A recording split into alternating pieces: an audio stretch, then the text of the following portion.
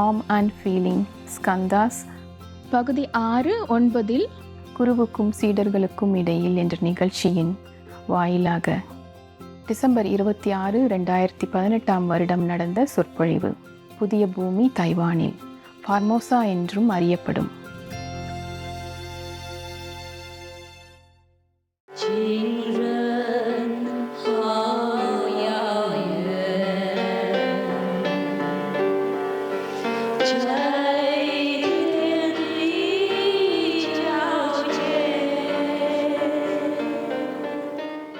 Now the Buddha continued.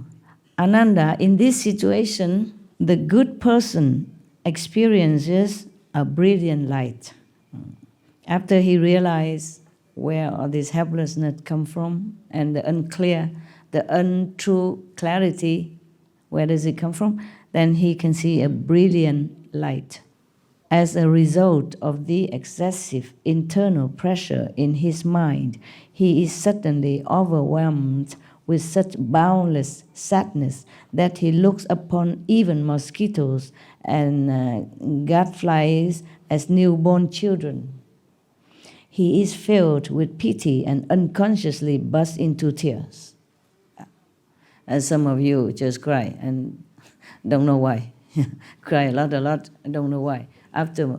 After meditation or sometime during meditation, you just shed tears. It's because your mind, your inside, feeling so sorry for all beings at that time.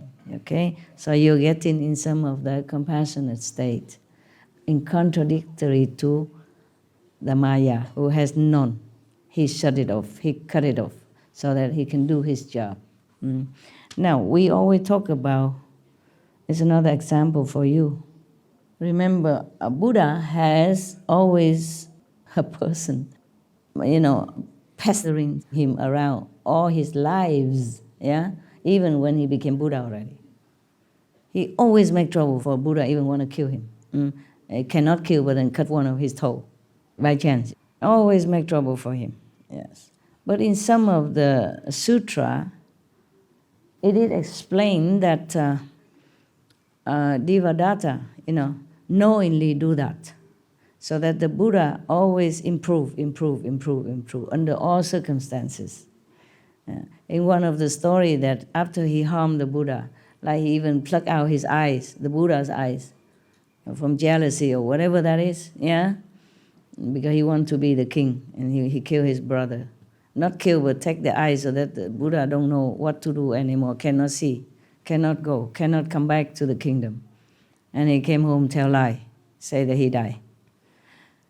After he done that, the story comment that he, the Devadatta himself, probably inside, talking to himself, said, okay, I have done a good job.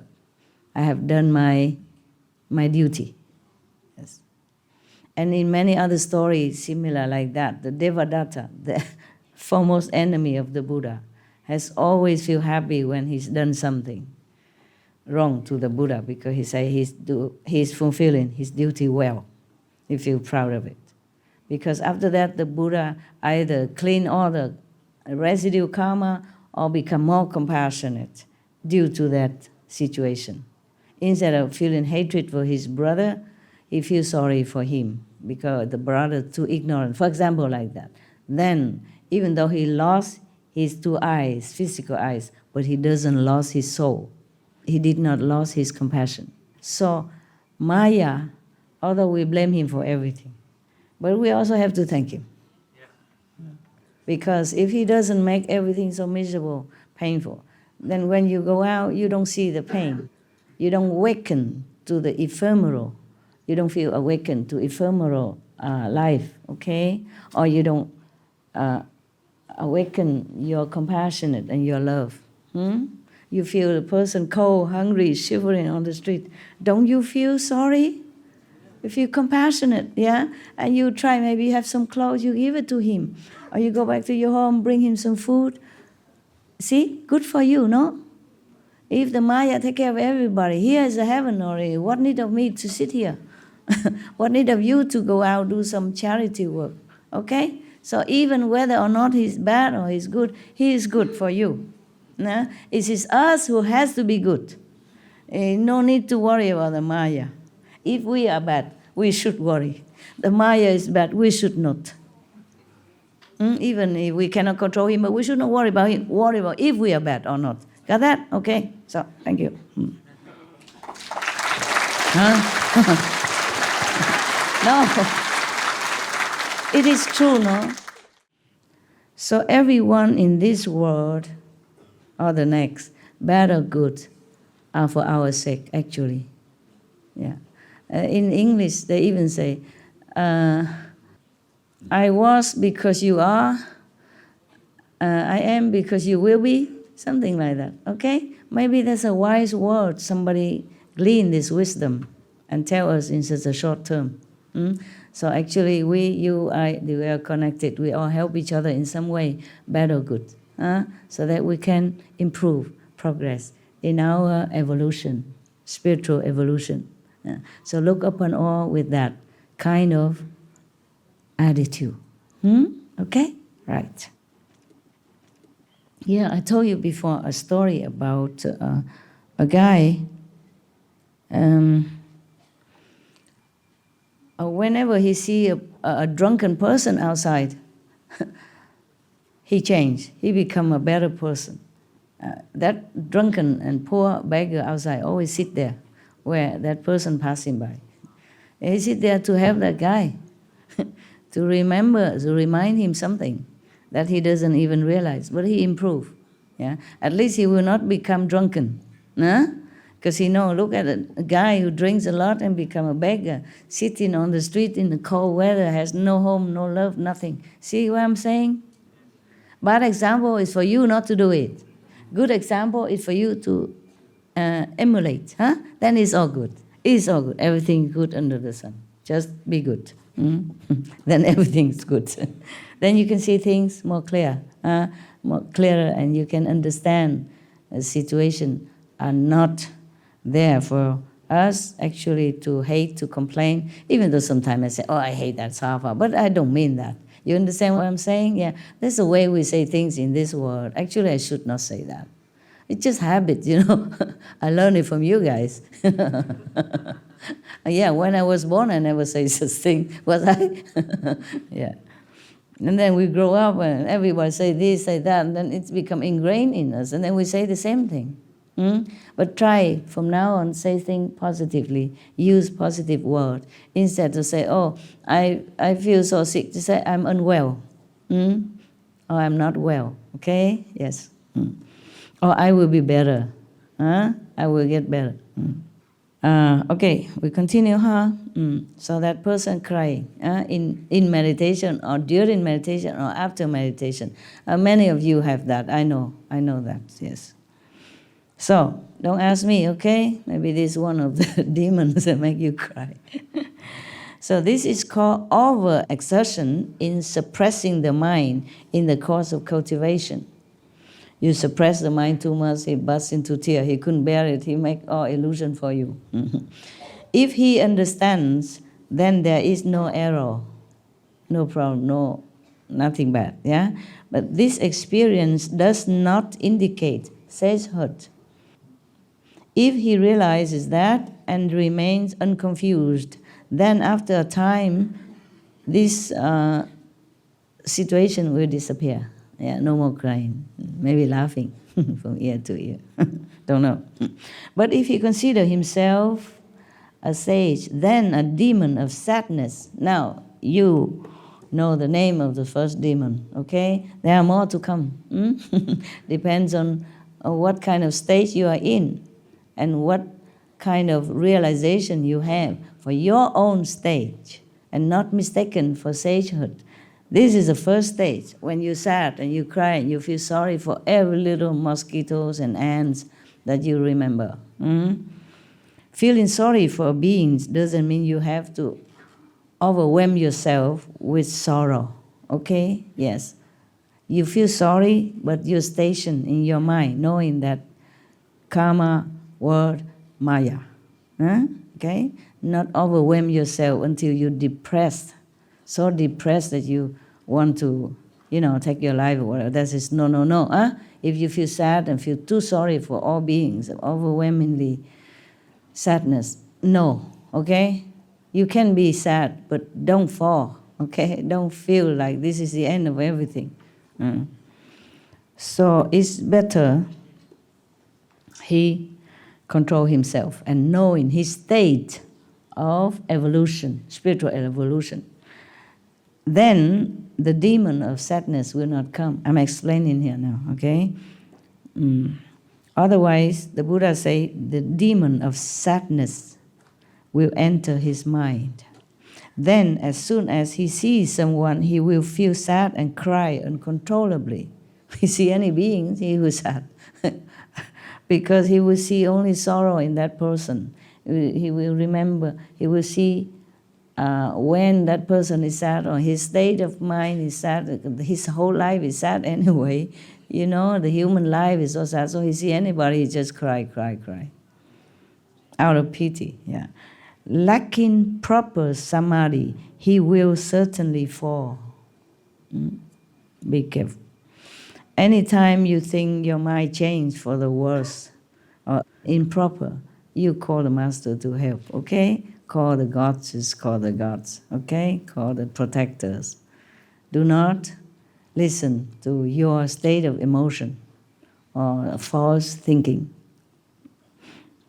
Further, Anand, in this state of samadhi, the good person sees the disintegration of the form skandha and understands the feeling skandha.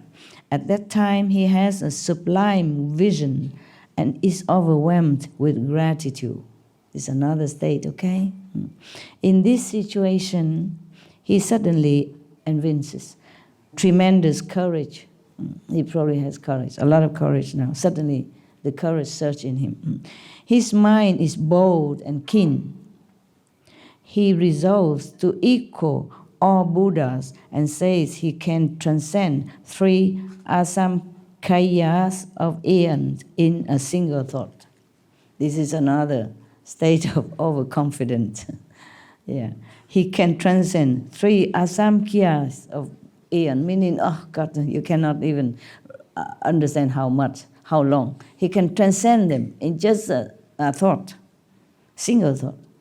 Too overconfident, courageous, too over high esteem of himself, self-esteem.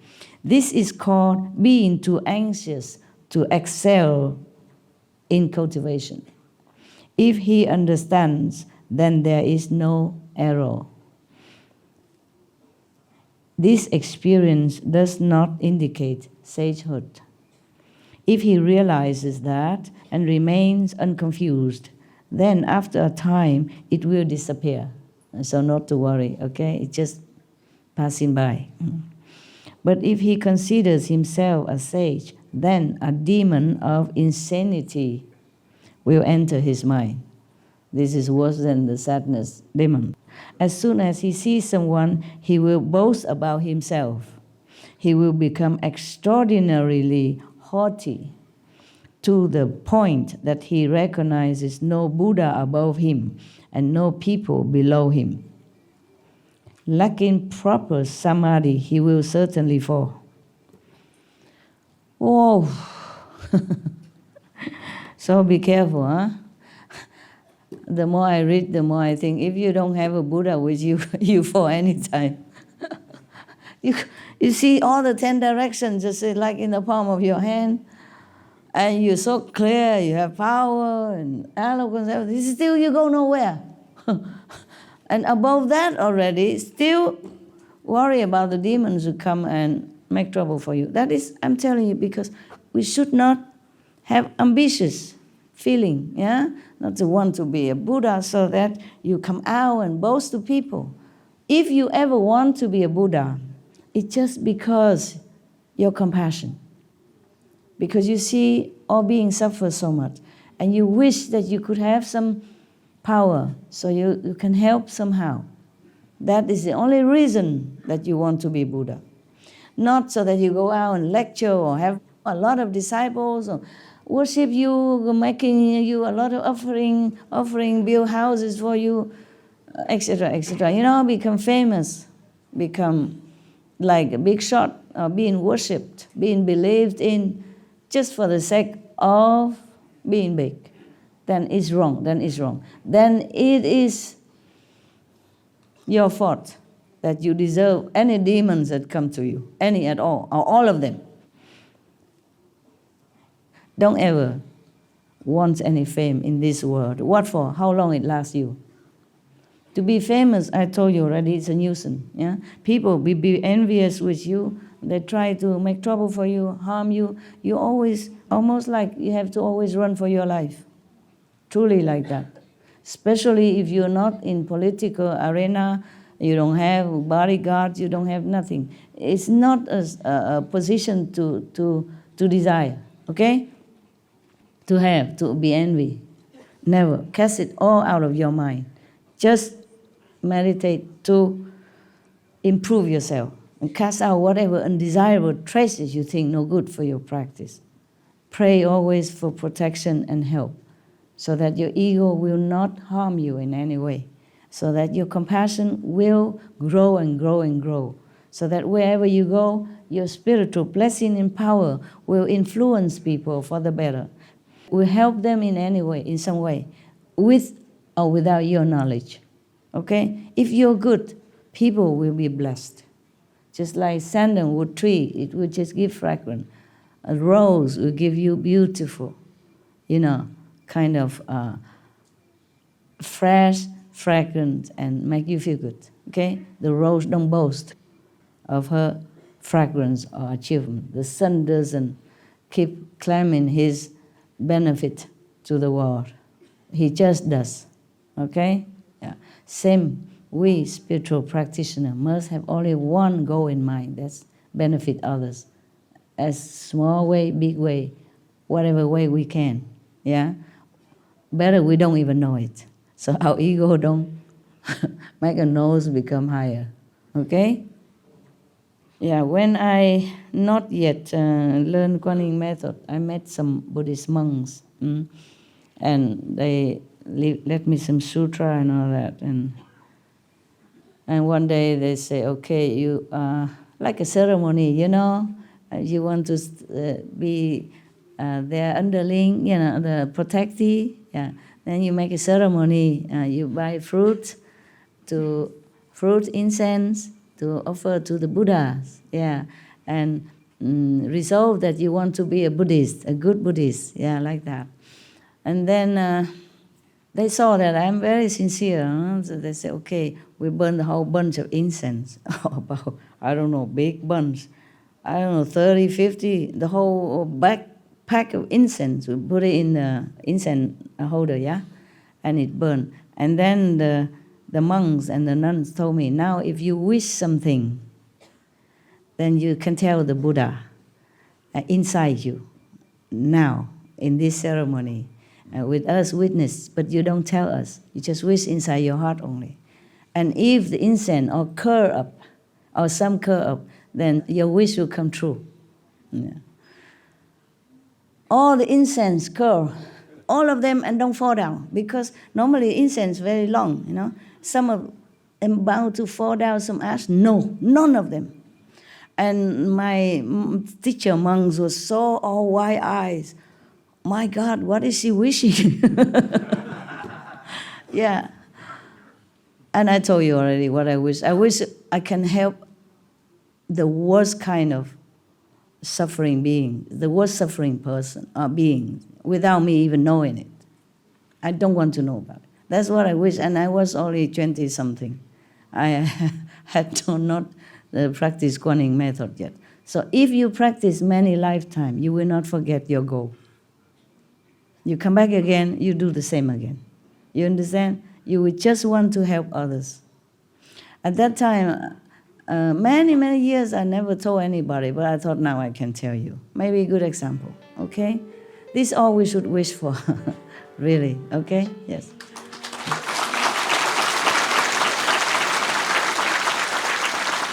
because my wish really come true. So I'm happy to tell you that if you really wish like that, it will come true.